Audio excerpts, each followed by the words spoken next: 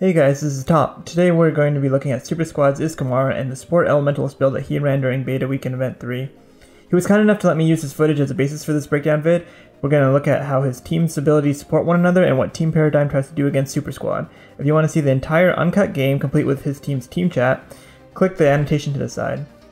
Before the battle even begins, Super Squad has prepared since their Thief Lowell utilizes the Venomous Auras trait, which allows him to give his entire team charges of his utility skills.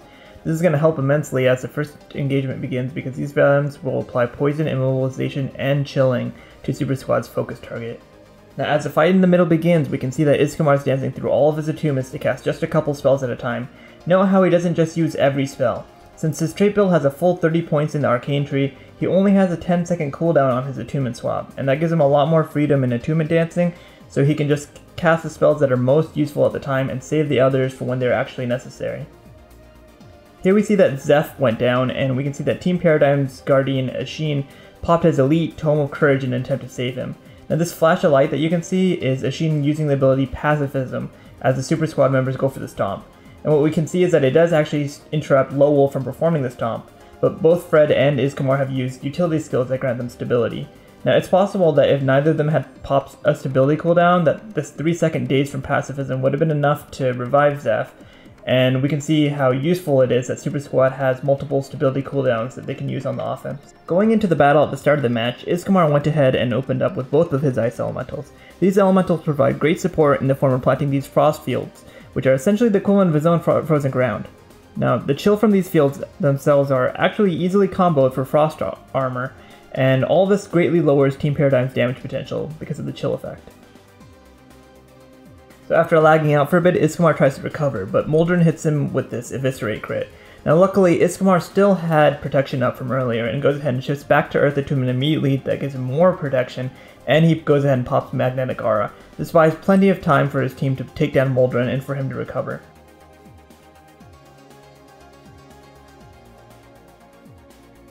As Zeph goes down again, Izkimar drops a static field to stop Team Paradigm from trying to get the revive off, as Fred does another stability stomp with Balance Stance. At this point, the remaining Team Paradigm members are outnumbered and get cleaned up. Skipping forward to the next fight, we see Izkimar and Fred going up against Zeph and Teldo in a 2v2 at the quarry. Teldo and Zeph are both running heavy condition damage builds, so we see that Izkimar starts with Healing Rain. He immediately walks up into Zeph's traps, and Teldo is setting down all kinds of condition damaging bombs, which load him up with a lot of conditions right away. However, watch as these conditions are removed very regularly by the Healing Rain. Every 3 seconds, the rain is applying regeneration and removing a condition, and the Cleansing Water trait removes an extra condition. Now Fred, the warrior, is also running the Soldier rune set on his gear, which gives the 2 shouts that he has equipped condition removal as well. Now in the middle of all this action, and with all the fire and all the other area effects, Izkimar still was able to note that Teldo has laid a big bomb down and deftly dodges to avoid the knockback.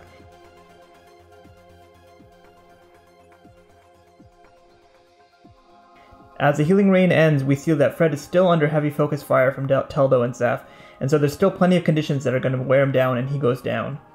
Izkimar tries to pop a static field again to stun Team Paradigm and channel Revive, but Zeph and Teldo don't take the bait and continue to lay on heavy condition pressure on both the down Fred and Izkimar.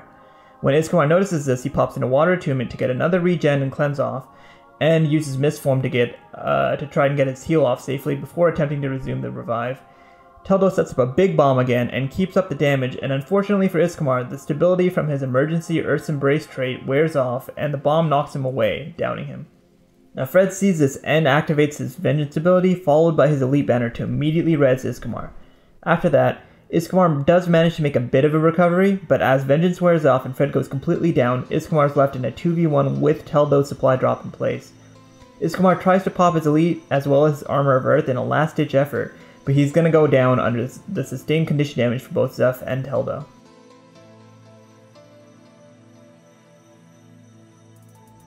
Now skipping forward ahead, we see that Erho is in the down state at the graveyard.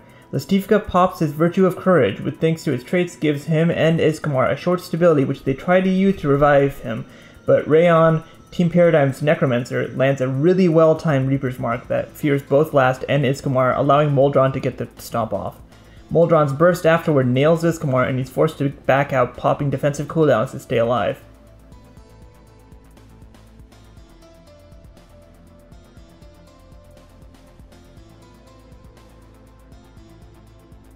Now Izkimar was left alone at the node for a while, but he managed to hold off until Fred and Erho arrived, making it a 3v3 again, and they try to focus on Rayon. Rayon manages to use his Plague Signet to transfer 15 stacks of bleed off of him over to Izkimar, but Fred's shouts manage to clear off the bleeds again thanks to the soldier runes, and Izkimar continues to throw out several spells. Again, I want to emphasize how much Izkimar is dancing between his attunements. He rarely has less than 2 attunements on cooldown, and that allows him to make the most of all of his cooldowns. But he's still not just spamming the abilities, he's not just bouncing from one attunement to another and just pushing all the buttons. You can see that especially here as Rayon is about to go down and Izkimar still has Gust up, which he uses to knock Rayon back to ensure that he can't avoid death somehow. Thanks to Super Squad's coordinated focus fire and Lastipa arriving to make it a 4v3, Team Paradigm's members are pretty outnumbered and they go down one by one. Skipping ahead again, we see that Izkimar and Fred are in a 2v2 at the quarry again, this time against Rayon and Nasheen. Now as a Necromancer, Rayon might have great condition control, but Rayon and Nasheen just can't put out the kind of condition pressure that Zeph and Teldo's Ranger and Engineer combination could, so between the regeneration condition removal and Fred's shouts, they don't really have any problems with condition removal here. Fred's shouts also healed thanks to Vigorous shouts, which together with Izkimar's regeneration and the relatively high protection uptime, keep Fred from going down. On the other hand, up at the waterfall, Zeph and Teldo are applying heavy condition pressure on Last and Lowell, and even though Last tries to use the Guardian Elite to heal, the pressure is too great and they go down before he manages to get it off. And now, skipping forward one more time, we see that this time Erho is down in the middle, with Rayon and Teldo approaching for the stomp. Izkimar manages to use Gust to knock Rayon away and uses Armor of Earth to get the stability to revive Erho. Teldo sees that Izkimar has stability, and instead of going for the stomp, starts laying down bombs under them, applying massive conditions to both Erho and Izkimar. The stability keeps Teldo's big bomb from knocking him back, but with Zeph arriving, Rayon moves all of his conditions over to Izkimar, and the slight positional mistake here of dodging outside of the healing rain along with all of the focus fire means that Izkimar goes down. Look especially at how massive this confusion damage is. It's sort of weird, but engineers with concussive bomb and static shot seem to have an easier time stacking confusion than Mesvers can right now. Okay, time for a recap and conclusions on this setup. We can see pretty clearly that this support Elementalist build has a lot of sustain, keeping regeneration up nearly constantly and having pretty good access to cooldowns that grant both stability and protection. The Elementals, when summoned in Water Attunement, give great access to frost fields that lower the enemy's damage thanks to plentiful chill.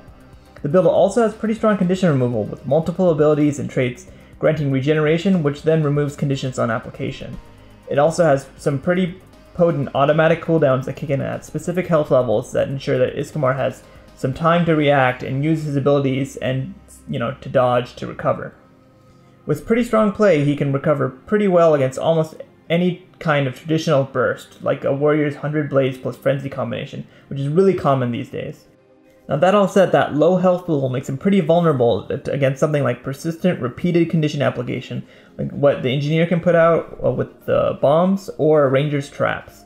Now on the whole, when his team is all together in the bigger battles, Super Squad's condition management tools are enough to keep them up long enough for their coordinated focus fire to down their opponents, and the stability ensures that they get the stomp off. In some smaller fights though, where they can't just rely on their coordination of calling targets out and everything, a lot of condition damage can make them have a much harder time. Now thanks again to Izkimar and the rest of the Super Squad for letting me use this footage. Please make sure you go ahead and check out their YouTube page and subscribe to them to see more of their play. Also, if you like this kind of content from me, go ahead and drop me a sub and let me know. It's a lot of fun to check out all the kinds of awesome builds that everyone else is coming up with. So if there's any other teams willing to share high quality tournament footage with me and, let me analyze their cool builds, let me know and I'll be happy to take a look. Thanks again for watching, and I'll see you guys soon.